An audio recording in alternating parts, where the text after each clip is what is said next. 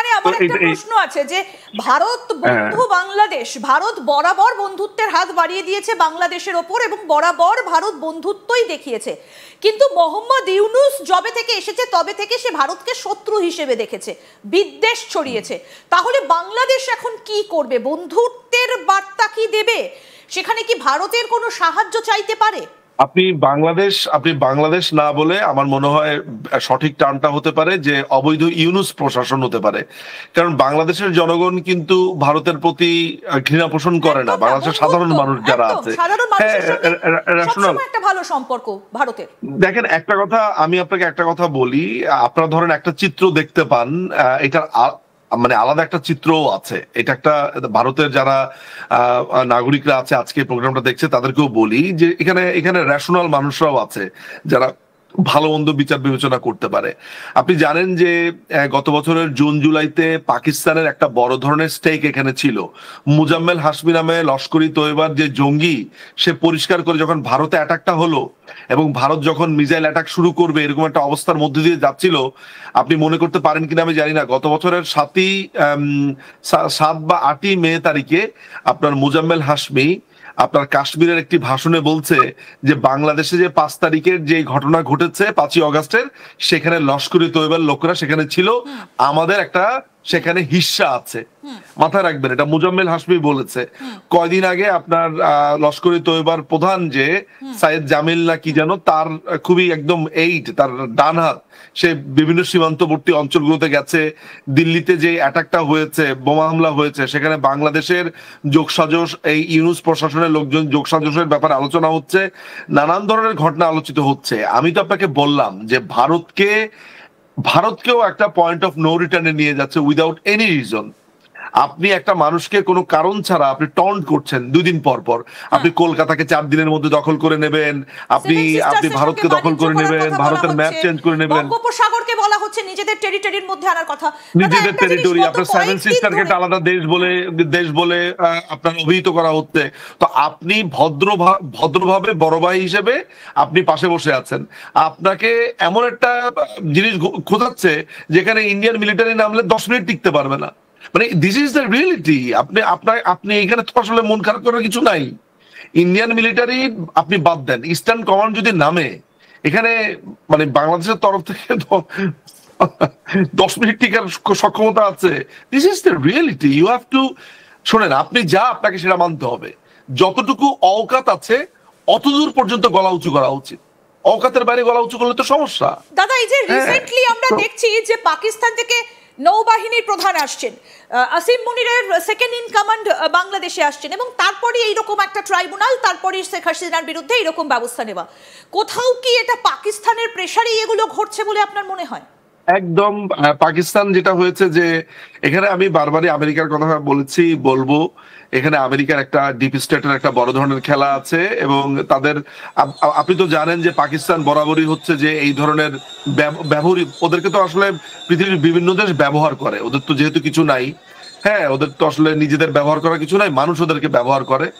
তো যেহেতু ওদের এখানে একটা স্টেক ছিল যে এই পুরো জায়গাতে তাদের স্নাইপার পাঠানো, তাদের আর্মির লোকজন আসা, তারপরে খুন করা, তাদের জঙ্গি, তারা তো ওই দেশে অন্যান্য দেশ নানান ধরনের জিনিস এক্সপোর্ট করলেও আপনি তো নিশ্চয়ই এটা জেনে থাকবেন যে পাকিস্তান জঙ্গি এক্সপোর্টের জন্য অত্যন্ত প্রসিদ্ধ এবং সেখানে রীতিমতো জঙ্গি স্কুল, কলেজ, ইউনিভার্সিটি এগুলো আছে। তো পাকিস্তানের এই জঙ্গি ইউনিভার্সিটি থেকে বাংলাদেশে জুলাই মাসে যারা এসেছে তাদের তো একটা স্টেক আছেই। তো পাকিস্তানের একটা বড় ধরনের 1965 সালের ওই স্মৃতি তারা বারবার মাথা নিতে চাচ্ছে এইভাবে যে আমরা যদি 2টা ফ্রন্ট থেকেই যুদ্ধ চালাই তাহলে ভারতকে কাবু করা যাবে। একটা হচ্ছে ওদের ফ্রন্ট থেকে, আর একটা হচ্ছে ইস্টার্ন ফ্রন্ট থেকে, ওয়েস্টার্ন ইস্টার্ন ফ্রন্ট থেকে। সো তারা এই স্ট্র্যাটেজি মেনটেন করছে এবং এটা তো খুবই পরিষ্কার যে লস্করি তৈবার লোকেরা, জামাতুল মুজাহিদের লোকেরা, এই পাকিস্তানের যারা জঙ্গিরা আছে তারা আপনার এই ভারতে অনুপ্রবেশ করেছে।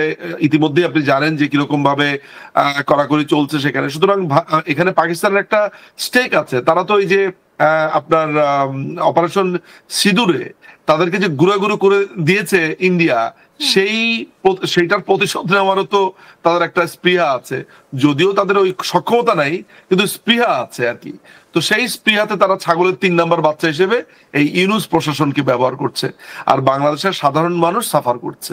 এই আমরা তো ভাই দেখেন আমি আপনাকে বলি ইন্দিরাজি একটা কথা, একটা কথা আমি আপনাকে একটু ক্লিয়ার করি, একটা কথা একটু ক্লিয়ার করা প্রয়োজন।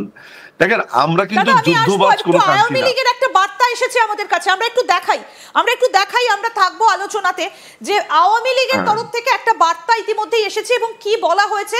এই যে prime minister Sheikh Hasina comments on the international crime tribunal and the verdict against her. কি বলা হয়েছে? The verdicts announced against me have been made by a rigged tribunal established and presided over by an unelected government with no democratic mandate। অর্থাৎ এই সরকারের যে কোনো Democratic mandate নেই এবং এই সরকার যে অবৈধ সেটা স্পষ্ট করে বলেছেন শেখ হাসিনা।